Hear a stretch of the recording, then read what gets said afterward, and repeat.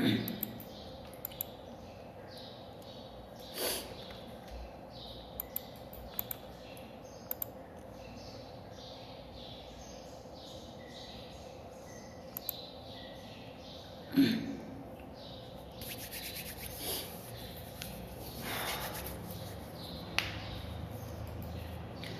Guys, कैसे हो आप सब। एमबीजी ब्लॉगिंग गाइड का ये पहला लेक्चर है। ठीक है, तो इस लेक्चर में हम लोग इंट्रोडक्शन देखेंगे कि ब्लॉगिंग क्या होता है, कैसे काम करता है, कुछ मिथ्स है ब्लॉगिंग का, उस पर भी अपन डिस्कस करेंगे और जानेंगे कि ब्लॉगिंग क्यों इम्पोर्टेंट है, मार्केट में क्या मिथ्स है इसको लेके, है ना। और ब्लॉगिंग में माइंडसेट कैसा होना चाहिए, कितने दिन का होना, जितने भी बेसिक क्वेश्चंस हैं आज के वीडियो में हम लोग कवर करेंगे। क्योंकि ये इंट्रोडक्शन वीडियो है तो आज हम जितने भी FAQ टाइप से क्वेश्चन होता है उस सबको यहाँ पे कवर करेंगे। तो सबसे पहले आप लोग ब्लॉगिंग का ये कोर्स लिए हो, है ना, तो ऑब्वियसली आपको ब्लॉगिंग सीखना है।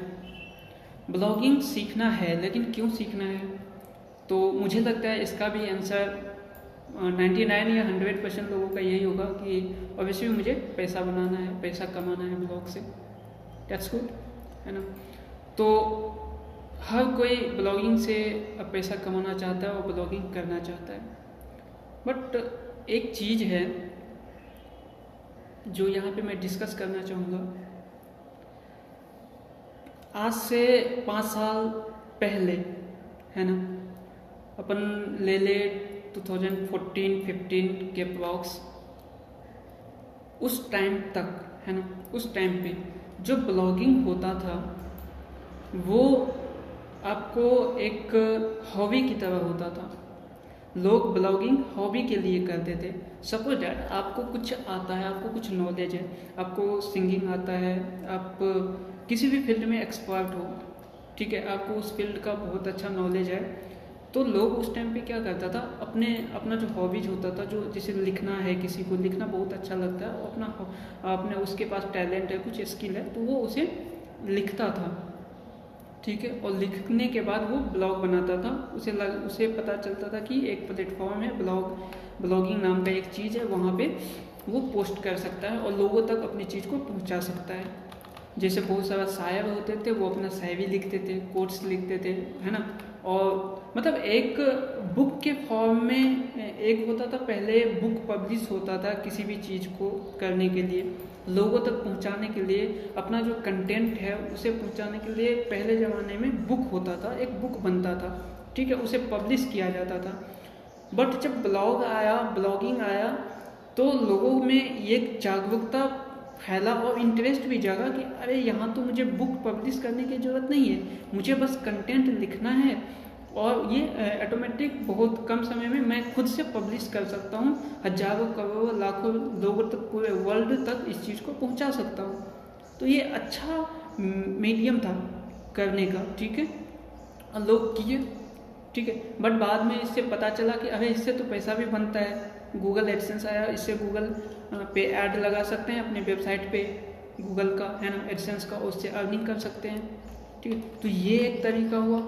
बहुत सारे केस में ये भी हुआ कि कोई अपने बिजनेस का इस आर्टिकल लिखता था, सपोज दैट आपका XYZ बिजनेस है, तो उससे रिलेटेड चीज़ें आप उस पर लिखो, तो पता चला कि अरे लोग तो इसे सर्च करते हैं और वो चीज़ पढ़ के मेरे शॉप पे आते हैं, है ना।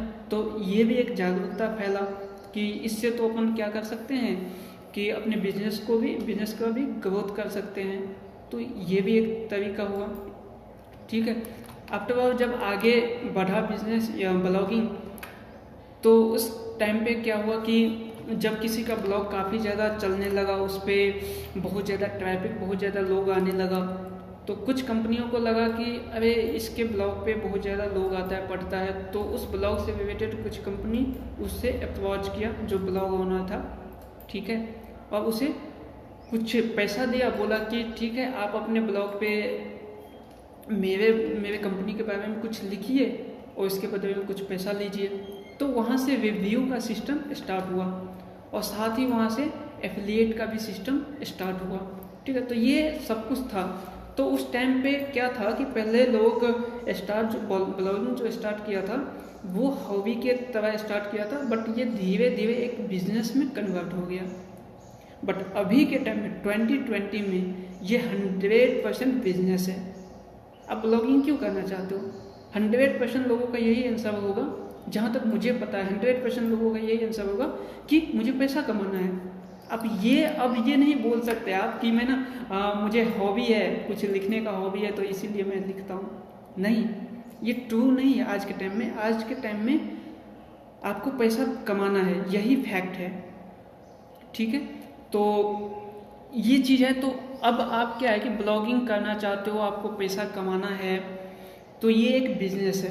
तो बिजनेस करने के लिए सबसे पहले चीज आपको बिजनेस करना है। तो बिजनेस करने के लिए आपको पता है कि हर एक बिजनेस में कुछ ना कुछ इन्वेस्टमेंट होता है ना। तो ये भी एक बिजनेस है, इसमें भी इन्वेस्टमेंट चाहिए, ठीक है। लोगों का माइंडसेट मैं देखता हूँ, मैं मार्केट में हर जगह रिसर्च करता हूँ, लोगों से पूछता हूँ, हर जगह मैं देखता हूँ, खासकर जो स्टूडेंट्स हैं, आप में भी बहुत सारा स्टूडेंट्स होंगे जो इस कोर्स को परचेज किए होंगे, है ना। तो मैं ये नहीं कहता कि स्टूडेंट के लिए नहीं है, स्टूडेंट के लिए ही है, बट ये एक बिजनेस है तो इसे आपको बिजनेस की तरह ही लेना चाहिए। ये अब उस जमाने की चीज़ नहीं है जो आप कुछ भी लिखे आपका तुरंत रैंक हो गया, लोगों तक पहुंच गया। नहीं, अब ये बिजनेस है, कंपटीशन, बिजनेस है तो कंपटीशन है, यहाँ बहुत ज़्यादा कंपटीशन है। और कंपटीशन होने की वजह से आपको अपने बिजनेस में इन्वेस्टमेंट करना होगा, ठीक है। तो आप ऐसा नहीं कर सकते कि मेरे पास, नहीं कह सकते कि मेरे पास पैसा नहीं है, बिल्कुल भी नहीं, लेकिन मुझे ब्लॉगिंग करना है और मैं करके, है ना, और मैं काफ़ी अच्छा पैसा बना लूँ, ठीक है। काफ़ी मुश्किल है। मैं ये भी नकार नहीं रहा हूँ 100% कि आप नहीं कर सकते, वो आपके अंदर गट्स कितना है उस पर डिपेंड करेगा। बट यदि आपके पास कुछ पैसा है, यदि आप कुछ लगा सकते हो, और मेरे हिसाब से आपको लगाना चाहिए क्योंकि ये बिजनेस है ना, तो आपको पैसा लगाना चाहिए और तभी आप उसे अच्छे तरीके से, अच्छे ढंग से, स्टेप बाय स्टेप जल्दी कर सकते हो और उससे जल्दी अर्निंग स्टार्ट कर सकते हो। तो कितना पैसा लगाना चाहिए, ठीक है। तो सिंपली देखा जाए तो आपके पास होस्टिंग होना चाहिए, डोमेन होना चाहिए, बस। और मतलब दो चीज़ तो कंपलसरी है कि होस्टिंग और डोमेन, ठीक है। और प्लेटफॉर्म आपके पास फ्री है, वर्डप्रेस, है ना। बहुत सारे लोग ये बोलते हैं कि नहीं मुझे वर्डप्रेस पैसा नहीं है बिल्कुल भी, मैं ब्लॉगर पे जाऊंगा, ठीक है। तो मैं इस पे भी आऊँगा नेक्स्ट वीडियो में कि ब्लॉगर और वर्डप्रेस में क्या अंतर है, क्यों। आप मेरा वीडियो भी देख सकते हो यूट्यूब पे, मैं लिंक दे दूंगा, है ना। तो वहाँ पे मैं उस पर काफ़ी अच्छे से बताया हूँ कि ब्लॉगिंग और ब्लॉगर और वर्डप्रेस में क्या डिफरेंस है, कौन सा प्लेटफॉर्म चूज करना चाहिए। तो मैं हमेशा वर्डप्रेस ही वो करता हूँ, सजेस्ट करता हूँ, बिकॉज ब्लॉगर में एक चीज़ होता है, डिसएडवांटेज बहुत कुछ है एसईओ के पॉइंट्स ऑफ व्यू से। हाँ, वहाँ पे आपके पास बिल्कुल पैसा नहीं है, आप 100 रुपया भी इन्वेस्ट नहीं कर सकते, है ना। तो वहाँ पे जाओ, आप स्टार्ट करो, सीखो, बट वहाँ से आप पैसा बनाना, आप सोच रहे हो कि वहाँ से मैं स्टार्ट करके, है ना, पैसा कमाना स्टार्ट कर दूंगा, तो ये काफ़ी मुश्किल है, काफ़ी मतलब 99.9% चांसेज है कि आप नहीं कर पाओगे, है ना। एक समय था जब हो जाता था ये सब चीज़, अब काफ़ी ज़्यादा मुश्किल हो गया है। तो इस केस में क्योंकि वहाँ भी आप करोगे तो आपको डोमेन चाहिए खुद का, है, आप ब्लॉग पोस्ट पे उसके डोमेन से चलाओगे तो ये काफ़ी मुश्किल हो जाएगा। तो कम से कम डोमेन तो वहाँ भी लेना ही होगा आपको। बट मैं ये प्रेफर करता हूँ कि आप होस्टिंग भी लो और डोमेन लो और वर्डप्रेस पे आओ, बिकॉज वर्डप्रेस बेस्ट है। बेस्ट इसीलिए है क्योंकि आपको वहाँ पे कोडिंग की रिक्वायरमेंट नहीं होता। आप यदि डेवलपर नहीं हो, आपको कोडिंग नहीं आता, तो भी आप ब्लॉगिंग कर सकते हो, ये सबसे बड़ा एडवांटेज है। साथ ही उसमें क्या होता है कि जितने भी फीचर, एसईओ का फीचर्स, जितने भी न्यू फीचर्स आया, एडवांस फीचर्स है, तो वो वहाँ पे अवेलेबल होता है, प्लगइन के रूप में वो चीज़ आ जाता है। अब हर एक एसईओ के पॉइंट से अपडेट रहते हैं। गूगल क्या करता है, जितना भी सर्च इंजन है वो अपने एल्गोरिथम को चेंज करते रहता है। ऐसे में यदि आप ब्लॉगर पे हो, ब्लॉग स्पॉट पे हो, तो आपको वो एडवांटेज नहीं मिलेगा, है ना। वो वहाँ पे एसईओ आपका बहुत ही वर्स होगा, बहुत ही बैड होगा। बट आप जब वर्डप्रेस पे हो तो आप एसईओ अपने पॉइंट्स ऑफ व्यू से, अपने तरीके से एडवांस कर सकते हो, जितना चाहो उतना अच्छे तरीके से एसईओ कर सकते हो। साथ ही यहाँ पे आपको ये एडवांटेज मिलता है कि आप का जो ब्लॉग होगा वो किस तरीके से होगा, इसका डिज़ाइन क्या होगा, लोगों को क्या चाहिए, आप अपने हिसाब से कस्टमाइज कर सकते हो, अपने विजिटर के हिसाब से कस्टमाइज कर सकते हो, सर्च इंजन के हिसाब से कस्टमाइज कर सकते हो। और दो थिंग सब मिला के ये बोला जाए कि ब्लॉगिंग के लिए जो वर्डप्रेस है वो बेस्ट है। तो इस पर अपन ज़्यादा डिस्कस नहीं करेंगे, मैं आपको वर्डप्रेस ही सजेस्ट करूँगा और आपको वर्डप्रेस के साथ ही जाना चाहिए, ठीक है। तो ये तो हो गया हमारा माइंडसेट, ठीक है, कि ब्लॉगिंग क्यों, ब्लॉगिंग में बिजनेस है तो इसमें क्या क्या चाहिए, अपना माइंडसेट किस तरीके से होना चाहिए, आपको पैसे इन्वेस्टमेंट करना होगा, आपको 2500 टू है ना 3000 के अप्रॉक्स आपको इन्वेस्टमेंट करना चाहिए, तभी आप मतलब अच्छे तरीके से ब्लॉगिंग कर सकते हो। मिनिमम में भी आप जा सकते हो, ठीक है, बट मैं प्रेफर करता हूँ कि आपके पास 2000 से 3000 के बीच में होना चाहिए, ठीक है। ठीक, तो कोई ज़्यादा अमाउंट नहीं है, बहुत कम अमाउंट है ये, ठीक है, क्योंकि आप इससे लाखों कमाने वाले हो और इसमें इन्वेस्टमेंट लगभग 2000 से 3000 निगलिजिबल है ये चीज़, ठीक है। तो ये सब चीज़ हो गया माइंडसेट की बात, ठीक है। अब अपन आगे बढ़ते हैं नेक्स्ट पॉइंट की तरफ। वो पॉइंट है ब्लॉगिंग क्या होता है। तो सबसे पहले अब क्या है कि ब्लॉगिंग क्या होता है। हमने अभी माइंडसेट के बारे में जाना कि ब्लॉगिंग करने के लिए किस तरीके का माइंडसेट होना चाहिए, ब्लॉगिंग को एज अ हॉबी लेके नहीं चलना चाहिए, क्योंकि ये एक बिजनेस है, तो आपको इसे एक बिजनेस की तरह ट्रीट करना चाहिए, आपको इसे हल्के में नहीं लेना चाहिए। क्योंकि बिजनेस के जब अपन सोचते हैं कि कोई बिजनेस करना है ना, तो इसे अपन लेते हैं एक काफ़ी गंभीर लेते हैं इस चीज़ को। तो उसी तरीके से ब्लॉगिंग को भी हम बिजनेस की तरह लेंगे। सपोज डैट आपको कोई शॉप खोलना है, कोई बिजनेस स्टार्ट करना है, तो आप एक सेकंड के लिए यदि ब्लॉगिंग भूल जाओ और आपको कोई दूसरा बिजनेस स्टार्ट करना है, तो आप कितना सोचोगे, वाह मुझे ये करना है, मुझे वो करना है, इतना पैसा इन्वेस्ट करना है, एक स्ट्रैटेजी बनाओगे। सेम ब्लॉगिंग भी वही है, ब्लॉगिंग भी बिजनेस है। यदि आप उसे बिजनेस की तरह ट्रीट करोगे, है ना, उसी हिसाब से आप इसमें एफर्ट लगाओगे, आप पैसा इन्वेस्ट जहाँ पे रिक्वायरमेंट है वहाँ पे आप डालोगे, ठीक है, तो ये आप जल्दी से ग्रो करोगे और जल्दी से जल्दी आप hundreds of thousands of dollar earn कर सकते हो पर मंथ का, है ना। तो वन टाइम इन्वेस्टमेंट होता है, साल में एक बार आपको होस्टिंग के लिए देना होगा और डोमेन के लिए देना होगा, दैट्स ऑल। इसके बाद आपको कुछ भी देने की जरूरत नहीं है। हाँ, आप कोई एसईओ का प्लगइन ले लेते हो एक्स्ट्रा, तो वो अलग बात है, बट आप फ्री में भी कर सकते हो, ठीक है। बट होस्टिंग डोमेन तो ये रिक्वायरमेंट है इस चीज़ को करने के लिए, है ना, तो उतना तो आपको करना ही होगा। चलिए अपन माइंडसेट से आगे बढ़ते हैं और बात करते हैं कि ब्लॉगिंग क्या होता है ना। तो ब्लॉगिंग सबको पता होगा, आप सबको पता होगा कि ब्लॉगिंग क्या होता है, ठीक। कुछ भी आर्टिकल, कुछ भी, है ना, जो आपका थॉट्स है, उन थॉट्स को, उन एक्टिविटी को यदि आप लिख सकते हो, है ना। एक होता है कॉपी पेन पे लिखना, ठीक है, कॉपी पे लिखना, नोटबुक पे लिखना, और एक होता है वेब के फॉर्म में लिखना। तो उस चीज़ को यदि आप वेब के फॉर्म में लिख के कहीं पब्लिश करते हो इंटरनेट पे, ठीक है, और इसे बहुत सारे आर्टिकल्स को मिला के एक वेबसाइट का नाम देते हो, आप इसका एक नाम देते हो, तो उसी को अपन ब्लॉग बोलते हैं, सिंपल, ठीक है। तो जो मेन क्वेश्चन है उस पर अपन चलते हैं कि बहुत सारे लोगों के मन में एक मिथ होता है, और ये जनरली आजकल देखा गया है और हमें पूछा जाता है, बहुत ज़्यादा ट्रेंड है ये क्वेश्चन, क्या ब्लॉगिंग ख़त्म हो चुका है ना, ब्लॉगिंग हैज़ बीन डेड। ये क्वेश्चन हर जगह आजकल मतलब पूछा जाता है, ठीक है। मेरे से भी बहुत सारे लोग पूछते हैं कि ब्लॉगिंग ख़त्म हो चुका है, तो मैं एक शब्द में, एक लाइन में यही बोलूँगा, नहीं, ठीक है। ब्लॉगिंग कभी ख़त्म होने वाला चीज़ नहीं है। मैं रीजन दूंगा यहाँ पे, ठीक है। सपोज डैट, मतलब ब्लॉगिंग ख़त्म होने का क्या मतलब है, ब्लॉगिंग ख़त्म होने का मतलब ये होता है कि कोई टॉपिक नहीं है, ठीक है। जब आप नीच ढूंढने जाते हो तो आपको हर जगह कंपटीशन मिलता है, बहुत ज़्यादा कंपटीशन मिलता होगा, ठीक है, तो नीच फाइंड नहीं कर पाते हो, तो आपको लगता है कि ब्लॉगिंग ख़त्म हो गया है। बट ऐसा कुछ नहीं है।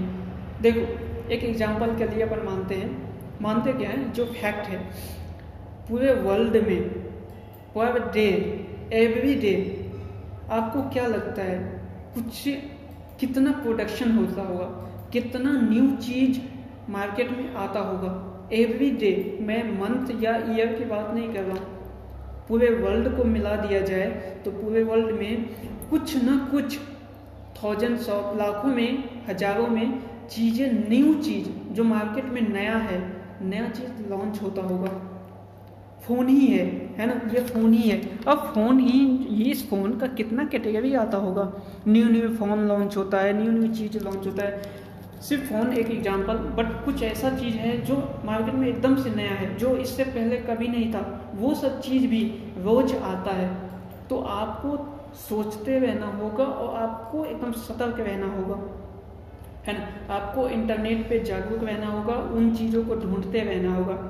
जब वो चीज़ नया है तो नया आया तो उसे उसके बारे में कुछ होना भी तो चाहिए, उसके बारे में भी तो इंटरनेट पे चीज़ होना चाहिए, आर्टिकल होना चाहिए। वो कौन लिखेगा?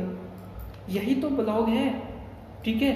तो हर कोई कंपटीशन में घुस रहा है ना। अब जैसे कि टेक्नोलॉजी है तो हर कोई टेक्नोलॉजी में जा रहा है, हर कोई फ़ोन पे लिखना चाहता है, हर कोई डिवाइस पे लिखना चाहता है, ठीक है। तो कहाँ से होगा, है ना। तो वहाँ पे तो कंपटीशन है, ऑलरेडी कंपटीशन है, ठीक है। अब मैं आपको निश फाइंड करना बताऊंगा नेक्स्ट लेक्चर में, बट यहाँ पे आपको ये चीज़ समझने की ज़रूरत है कि ब्लॉगिंग कभी भी ख़त्म नहीं होगा, क्योंकि जब भी नया चीज़ आएगा, नया टेक्नोलॉजी आएगा, रोबोटिक्स आया, है ना, इसके बाद AI आया, ठीक है। तो ये सब काफ़ी चीज़ आता है मार्केट में, तो उस पर भी लिख सकते हो, है ना। साथ में कोई डिवाइस आया न्यू चीज़, जैसे एलेक्सा आया था, ठीक है। उसके बाद आपका काफ़ी चीज़, ब्लूटूथ, काफ़ी चीज़ मार्केट में। यहाँ पे आप यदि रिसर्च करोगे तो बहुत कुछ आपको देखने को मिलेगा। खासकर रिसर्च करना है आपको नया चीज़, तो आप अली एक्सप्रेस पे जा सकते हो, है ना, अलीबाबा पे जा सकते हो। वहाँ पे देखो, यदि आपको किसी प्रोडक्ट के बारे में जानना है, ये ब्लॉगिंग करना है, ठीक है, तो वहाँ पे आपको नया नया चीज़, नया नया वैरायटी मिलेगा, आप उस पर आर्टिकल लिख सकते हो, है ना। तो ऐसा कुछ नहीं कि ब्लॉगिंग ख़त्म हो गया है। तो ये आपको शायद क्लियर हो गया होगा कि ब्लॉगिंग कभी ख़त्म नहीं हुआ। अब सोचते हैं कि ब्लॉगिंग क्यों, ठीक है, वाई ब्लॉगिंग ही क्यों? तो ब्लॉगिंग इसीलिए क्योंकि इसमें इन्वेस्टमेंट बहुत कम है। सबसे पहला बात, ये बिजनेस है, ठीक है। किसी भी अदर बिजनेस में आपको 50,000 1 लाख मिनिमम इन्वेस्टमेंट चाहिए होता है, बट एक ब्लॉगिंग है जिसमें आप 2000 से भी स्टार्ट कर सकते हो, है ना। लोग बोलते हैं फ्री से भी कर सकते हो, बट मैं अभी के टाइम पे, अब के समय में मैं इस चीज़ को मतलब निगेट करता हूँ, मतलब, है ना। तो मैं मिनिमम 2000 से 3000 लेके चलता हूँ। तो आप इतना से स्टार्ट कर सकते हो। आपको 1 लाख 2 लाख 5 लाख 10 लाख 50,000 उतना लगाने की जरूरत नहीं है। उतना लगा के आप 50,000 लगा के भी उतना नहीं कमा सकते जितना आप ब्लॉगिंग में 2000 लगा के कमा सकते हो, है ना। तो ब्लॉगिंग ये रीजन है। दूसरा रीजन है, यदि आप कोडर नहीं हो, आपके पास कुछ भी स्किल नहीं है, मतलब कोडिंग के फील्ड में, फिर भी आप कर सकते हो, ये एडवांटेज है, ठीक है। तो इसीलिए आप ब्लॉगिंग कर सकते हो। ब्लॉगिंग के लिए किसी सर्टिफिकेट की जरूरत नहीं होता है, इसीलिए आप कर सकते हो, ठीक है। आप इसमें किसी एज का रिक्वायरमेंट नहीं होता है, क्या है ना, कि मुझे एज लिमिट नहीं है कि मैं, है ना, मैं 50 का हो गया तो मैं नहीं कर सकता, या मैं अभी 13 का ही हूँ तो मैं नहीं कर सकता। नहीं, आप स्कूल एज में भी कर सकते हो, आप कॉलेज में भी कर सकते हो, आप कॉलेज के बाद भी कर सकते हो, है ना, आप बुढ़ापे में भी कर सकते हो। तो ये इसका स्कोप बहुत ज़्यादा है और स्कोप भी इसका बहुत ज़्यादा है। तो ये सब एडवांटेज है जिसकी वजह से ब्लॉगिंग चाहिए। आप इसे एज ए पार्ट टाइम कर सकते हो, तो ये भी एक बिग एडवांटेज है कि आप कहीं जॉब कर रहे हो तो जॉब के साथ साथ इसे कर सकते हो। तो ये सब चीज़ें हैं जो एक एडवांटेज है ना, इतने सारी चीज़ एडवांटेज है, इसीलिए ब्लॉगिंग बेस्ट है। सबसे बड़ा एडवांटेज है कि आप इसे पार्ट टाइम कर सकते हो। आप कहीं जॉब कर रहे हो, आप पढ़ाई कर रहे हो, तो उसके साथ आप एक इनकम ये कर सकते हो। दूसरा एक मिथ होता है कि लोग जो है ना, लोगों के मन में एक मिथ है कि ब्लॉगिंग या मार्केट में हर जगह यही फैलाया जाता है कि ब्लॉगिंग जो है ना एक वो है पैसिव इनकम है ना। ब्लॉगिंग को लोग बोलता है कि एक पैसिव इनकम है, ठीक है। बट ये मेरा मानना है, मेरा थॉट है। आपको कहीं भी बड़े बड़े ब्लॉग पे पढ़ोगे, आर्टिकल पढ़ोगे, हर जगह आपको एज अ पैसिव इनकम ही इसे इंट्रोड्यूस किया गया है। बट मेरा मानना है, ये पर्सनली मैं जो मानता हूँ कि ये पैसिव इनकम नहीं है, ये भी एक एक्टिव इनकम ही है। इसे आप एज अ एक्टिव इनकम ले सकते हो। मीन्स जिस तरीके से आप जॉब करते हो, अपने जॉब में टाइम लगाते हो, इसी तरीके से यहाँ भी आप जॉब नहीं करोगे तो आपको पैसा आना बंद हो जाएगा। सेम लाइक दैट यहाँ पे भी आप यदि ब्लॉगिंग करना छोड़ दोगे, लिखना छोड़ दोगे, उस पर काम करना छोड़ दोगे, तो यहाँ भी आपका पैसा आना बंद हो जाएगा। सॉरी साउंड बाहर कुछ ज़्यादा हो गया है तो, बट चलते हैं अपने टॉपिक में। तो इसीलिए लोग बोलते हैं कि ये पैसिव इनकम क्या होता है। पैसिव इनकम ये होता है कि सपोज दैट आपके पास कुछ फंड्स है, आपके पास 10 लाख रुपया है, आपने उसका FD करवाया और छोड़ दिया, ठीक है, तो वहाँ पे आपको इंटरेस्ट मिल रहा है, तो ये एक पैसिव इनकम है। आपको कुछ करने की जरूरत नहीं है ना, ये आपको मिलता ही रहेगा। एक और एग्जांपल लेते हैं। मान लीजिए आपके पास कोई प्रॉपर्टी है, आपके पास कोई घर है, आप उस घर को रेंट पे लगा दिए, वो पैसिव इनकम है, वहाँ से पैसा आते रहेगा, ठीक है। आपको कुछ भी करने की जरूरत नहीं है इसके लिए, वो आते ही रहेगा। कुछ भी अगर एक्स्ट्रा, ऐसा नहीं है कि आपको उसमें कुछ काम करना है, आप छोड़ दिए तो आपको पैसा आना बंद हो जाएगा, नहीं, ये पैसिव इनकम इसको बोलते हैं, ठीक है। आपका कुछ, आप किसी मार्केट में पैसा इन्वेस्ट किए हो तो ये एक पैसिव इनकम की तरह दे सकता है। आप कहीं लैंड, आपके पास फंड है ना, आपके पास कोई 10 लाख 20 लाख रुपया है, कहीं भी जितना भी है, आप उसका ज़मीन खरीद लिए हो, लैंड लिए हो, ठीक है, तो वो एक पैसिव इनकम की तरह काम करेगा। क्यों? लैंड का जो रेट है हमेशा बढ़ता ही जाएगा, है ना, ईयर बाय ईयर ये इंक्रीज होगा, तो ये आपका एक पैसिव इनकम की तरह हो सकता है, ठीक है। तो ये सब पैसिव इनकम है। ब्लॉगिंग पैसिव इनकम है, इसमें डाउट है। मैं तो पर्सनली नहीं मानता, क्योंकि ये आपके थॉट पे को भी इफेक्ट करता है, आपके माइंडसेट को इफेक्ट करता है। मैं नहीं चाहता कि आपका माइंडसेट ऐसा बने कि ये आपको इसे एक पैसिव इनकम की तरह सोचे इसे, क्योंकि जब आप इसे एक पैसिव इनकम की तरह सोचोगे तो आप उसके काम में डिले करोगे, है ना। जब आपका काम ब्लॉग अर्न करके देने लगेगा, मनी देने लगेगा, तो आपका माइंडसेट एक पैसिव की तरह हो जाएगा कि अरे ठीक है, मैं इस पे आज 10 दिन काम नहीं भी करूँगा तो वो पैसा मुझे देता रहेगा।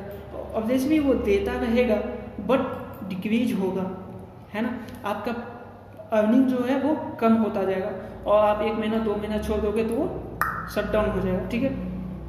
तो आप नहीं बोल सकते कि ये एक्टिव पैसिव इनकम। इसीलिए मैं बोलता हूँ कि ब्लॉगिंग को एज ए एक्टिव इनकम लेना है। जिस तरीके से आप जॉब को लेते हो इसी तरीके से इसे भी लेना।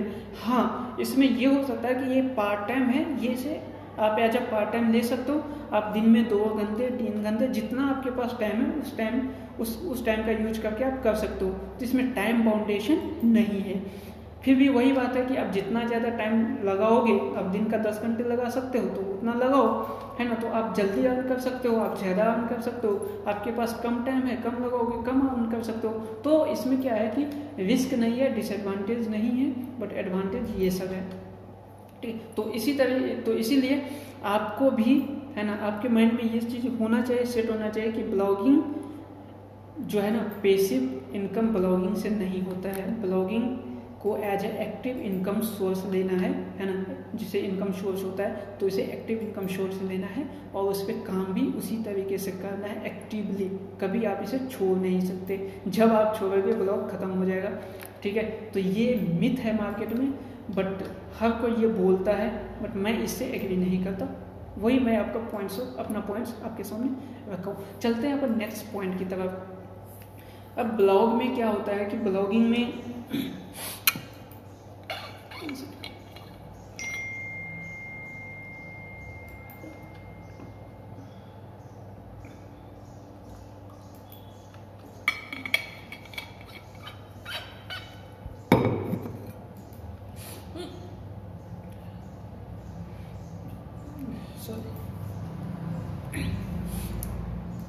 तो नेक्स्ट पॉइंट है कि जब आप ब्लॉगिंग करना चाहते हो, ब्लॉगिंग स्टार्ट कर रहे हो, तो उसमें नीच सिलेक्शन आता है, ठीक है। तो मार्केट में आजकल एक तो होता है ब्रॉड नीच पे काम, ब्रॉड टॉपिक, और दूसरा होता है मैक्रो नीच, ठीक है। तो आपके लिए कौन सा अच्छा होगा? तो अभी के टाइम में 2020 में आप भी जानते हो, हर कोई जानता है कि कंपटीशन बहुत ज़्यादा है इस फील्ड में, ठीक है। तो मेरे हिसाब से मैं सजेस्ट करूँगा कि मैक्रो नीच सबसे बेस्ट होता है। तो मैं यहाँ पे क्वेश्चन डाला हूँ कि न्यू ब्लॉगर के लिए मैक्रो नीच क्यों परफेक्ट है। तो मैक्रो नीच में ये होता है कि इसमें एक टॉपिक जो होता है, सबसे पहले आपके पास एक्सपीरियंस कम होता है, एक्सपीरियंस कम होता है तो आपको किसी एक टॉपिक पे ही लिखना होता है। मैक्रो नीच में एक स्पेसिफिक टॉपिक हो जाता है, ठीक है। सपोज दैट एंटरटेनमेंट का एक एग्जांपल लेते हैं हम। एंटरटेनमेंट में कुछ भी ले लेते हैं, सपोज दैट मूवी रिव्यूज है, ठीक है। तो आपने क्या किया कि आप देखो, एक तो सबसे पहला ब्रॉड टॉपिक है इंटरटेनमेंट, ठीक है। इस इंटरटेनमेंट ब्रॉड टॉपिक है, इसमें क्या आ सकता है? इसमें बहुत कुछ आ सकता है, हर चीज़ आ सकता है इंटरटेनमेंट का। मूवी आ सकता है, सॉन्ग आ सकता है, रिव्यू आ सकता है ना, बॉक्स ऑफिस आ सकता है, गॉसिप आ सकता है, सीरियल आ सकता है। जितना भी चीज़ सोच सकते हो इंटरटेनमेंट में, है ना, वो सब कुछ इसके अंदर आ सकता है। बट ये एक ब्रॉड टॉपिक है, एक सिंगल पर्सन के लिए मे भी पॉसिबल नहीं है, ठीक है। तो इससे अपन छोटा करते हैं। तो अब जैसे इंटरटेनमेंट में ब्रॉड है, तो इसे अपन छोटा करके लेते हैं कि इंटरटेनमेंट में ना मुझे मूवी या फिर जो बॉलीवुड से रिलेटेड चीज़ें उस पर करना है। मान के चलो कि मुझे बॉलीवुड के बारे में लिखना है, तो ये देखो काफ़ी स्पेसिफिक हो गया, छोटा हो गया, ठीक है। अब अपन इसमें भी छोटा चलते हैं, इसमें भी स्पेसिफिक चलते हैं, ठीक है। तो उससे और छोटा क्या होगा, जैसे बॉलीवुड हो गया तो बॉलीवुड में बहुत कुछ हो सकता है। बॉलीवुड सॉन्ग है, बॉलीवुड मूवी है, बॉलीवुड मूवी का रिव्यू है, एक्टर हो गया, सेलिब्रिटी हो गया, है ना, गॉसिप हो गया, तो ये सारा कुछ हो गया। तो अब अपन इसमें इस सब टॉपिक से अपन लेते हैं एक टॉपिक कि मुझे ना मूवी के रिव्यू के बारे में लिखना है ना, कि मुझे सिर्फ मूवी के रिव्यू के बारे में, और कौन सा मूवी, बॉलीवुड का ही मूवी। तो ये देखो एक स्पेसिफिक टॉपिक हो गया पहला कि ये मूवी हो गया, बॉलीवुड मूवी हो गया, और इसमें क्या हो गया, बॉलीवुड मूवी में उसका भी रिव्यू हो गया कि मुझे बस रिव्यू लिखना है। अब आप बैठे रहो, है ना, हर फ्राइडे को एक नई मूवी आता है, एक दो मूवी आते ही रहता है, तो आपके पास एक टॉपिक हो जाएगा लिखने का। हर वीक में एक टॉपिक मिल जाएगा आपको, उस टॉपिक पे आप लिखो, एक दो टॉपिक मिलेगा, उसका रिव्यू दो, ठीक है। बहुत का होता है कि चलो मुझे मूवी रिव्यू और मूवी ट्रेलर के बारे में लिखना है, तो आप उसे भी दे सकते हो, ठीक है। तो ये एक स्पेसिफिक नीच हो गया, तो इसी को अपन मैक्रो नीच बोलते हैं, ठीक है। तो ये मैक्रो नीच इसी को बोलते हैं, एक ब्रॉड टॉपिक से, है ना, उससे छोटा छोटा करके अपन एक स्पेसिफिक टॉपिक सेलेक्ट करते हैं, जिसको अपन मैक्रो टॉपिक या मैक्रो ब्लॉगिंग बोलते हैं, इसको मैक्रो नीच बोलते हैं, ठीक है। तो इसमें एडवांटेज ये होता है न्यूबी के लिए, क्योंकि आपको एक स्पेसिफिक चीज़ मिल जाता है। आप एक सिंगल पर्सन हो तो आपको हर एक चीज़ नहीं लिखना होता है, और गूगल के पॉइंट्स ऑफ व्यू से, एसईओ के पॉइंट्स ऑफ व्यू से ये बेस्ट होता है। आपका वेबसाइट आपके का जो कीवर्ड है उस कीवर्ड पे जल्दी से जल्दी रैंक करेगा। मे बी जो बड़ा से बड़ा वेबसाइट है, बड़ा जो न्यूज है या फिर कोई बहुत बड़ा वेबसाइट है, उस सब को भी पीछे छोड़ के आपका वेबसाइट रैंक कर सकता है जल्दी। तो ये एडवांटेज होता है कि आपका वेबसाइट जल्दी रैंक होता है, आप जल्दी अर्न कर सकते हो, ठीक है। आप डिमोटिवेट नहीं होगे, ठीक है, और जल्दी अर्न करके आप पैसा बना के फिर आप इसे ब्रॉड में कन्वर्ट कर सकते हो। आप कोई दूसरा पोर्शन रख सकते हो टॉपिक लिखवाने के लिए, और अपने वेबसाइट को ब्रॉड में कन्वर्ट कर सकते हो। तो इसीलिए मैक्रो नीच न्यूबी के लिए परफेक्ट है, ठीक है। अब टाइम ये सब टॉपिक्स है जो हमने कवर किया। अब बात आती है कि ब्लॉगिंग कैसे स्टार्ट किया जाए, नीड क्या क्या है। तो आप सबको पता होगा शायद, ठीक है, फिर भी मैं बताता हूँ कि ब्लॉगिंग के लिए तो ऐसे नीड्स आपके उस पर डिपेंड्स करता है कि आप कितना खर्च कर सकते हो, है ना। बट जो बेसिक नीड्स है इसका, वो दो चीज़ है। पहला, आपको डोमेन चाहिए, आपका नाम चाहिए, आपका जो ब्लॉग होगा वो किस नेम से होगा वो नेम चाहिए, ठीक है। सेकंड, होस्टिंग चाहिए, ठीक है, आप जो ब्लॉग बनाए हो का इंटरनेट पे डालने के लिए एक होस्टिंग होता है, वो होस्टिंग चाहिए। तो डोमेन के लिए आप कहाँ जा सकते हो? डोमेन आप परचेज कर सकते हो GoDaddy से, बेस्ट है GoDaddy, नेमजिप, जहाँ भी आपको सस्ता मिले आप वहाँ से ले सकते हो। मैं डोमेन होस्टिंग परचेज करने पे मैं एक मे बी नेक्स्ट देखेंगे अपने इसमें कौन सा टॉपिक आता है, तो उसमें अपन लेक्चर बनाएंगे जिसमें मैं आपको कंप्लीट बताऊंगा किस तरीके से डोमेन खरीदा जाता है, डोमेन खरीदने से पहले क्या क्या चीज़ को अंडरस्टैंडिंग होना चाहिए, है ना। बहुत सारे लोग होता है कि डोमेन गलत डोमेन शुरुआत में खरीद लेते हैं और उसमें वेबसाइट बना देते हैं और वेबसाइट उसका रन करने लगता है और बाद में पछताता है कि यार ये डोमेन काफ़ी मतलब गलत सिलेक्शन हो गया, तो काफ़ी हेडेक होता है। तो वो सब चीज़ अपने को नहीं करना है, ये सब चीज़ पहले ही मैं आपको बताऊंगा। डोमेन खरीदने से पहले क्या क्या आपको अंडरस्टैंडिंग रखना चाहिए, किन किन बातों पे ध्यान देना चाहिए और होस्टिंग कौन सा लेना चाहिए। होस्टिंग बहुत इंपॉर्टेंट है, लोग बहुत ज़्यादा गलती करते हैं, खासकर न्यू भी। वो सबसे पहले जाके डोमेन GoDaddy मार्केट में बहुत ज़्यादा पॉपुलर है, उसके सामने सबसे पहले वही आता है ना। तो वो क्या करता है, GoDaddy से डोमेन और होस्टिंग वहीं से परचेज कर लेता है। डोमेन के लिए आप GoDaddy ले सकते हो, जिसके साथ जा सकते हो। मैं खुद, मेरे लगभग 35-40 वेबसाइट्स हैं और लगभग हंड्रेड्स ऑफ डोमेन्स है, जो क्लाइंट का भी है अपना भी है। मैं सबको एडवाइस भी करता हूँ और खुद भी डोमेन के लिए GoDaddy ही यूज करता हूँ, क्योंकि उसका सर्विस, फ़ोन कॉल अच्छा है, कॉन्टेक्ट सपोर्ट अच्छा है, ठीक है। तो इसके लिए डोमेन के लिए GoDaddy बेस्ट है, बट होस्टिंग के लिए बिल्कुल नहीं। मैं इसे पूरी तरीके से बोलते हैं ना, खारिज करती हूँ सीधे से, तो वो चीज़ है ना। तो इस चीज़ को मैं बिल्कुल भी 0% सजेस्ट करूँगा कि आप मतलब GoDaddy के साथ जाओ। GoDaddy का होस्टिंग सबसे घटिया होस्टिंग है, तो आप उसके साथ नहीं जाओ। मैं आपको होस्टिंग के बारे में बताऊँगा कौन सा होस्टिंग सबसे बेस्ट होता है आपके लिए, ठीक है। मैं प्राइस के साथ जाऊँगा, कौन से प्राइस में आपके पास कितना बजट है, उस हिसाब से आपके पास कौन सा बेस्ट होस्टिंग चाहिए, कौन सा मैं यूज करता हूँ, आपको सब कुछ दिखाऊंगा कि किसका क्या स्पीड है, किसका एडवांटेज क्या है, किस डिसएडवांटेज। तो आपको किसी बात की चिंता करने की जरूरत नहीं। मे भी ये नेक्स्ट वीडियो होगा इस पर, ठीक है, तो उसमें अपन बात करते हैं। तो इस वीडियो में इतना ही। मुझे आशा है कि आपको ये सब कुछ समझ में आया होगा। अब नेक्स्ट वीडियो के साथ चलते हैं, अपन देखते हैं नेक्स्ट वीडियो में क्या क्या होने वाला है। तो इस वीडियो में बस इतना ही, बाय बाय।